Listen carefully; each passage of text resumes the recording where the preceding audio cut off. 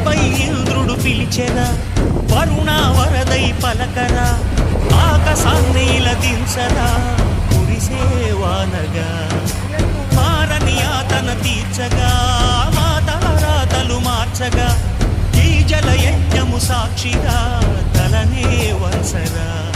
మహారాజు తానే సమిధల్లి మారి నిలువెల్లా వెలిగెరా, భోగాన్ని విడిచి త్యాగాన్ని వలచి తాపసిగా నిలిచెరా. జనక్షేమమే తన సంకల్పముగా, తన ఊపిరి హోమజ్వాలలుగా, స్వర్గాన్నే శాసించెనురా, అమృతమును ఆహ్వానించెనురా.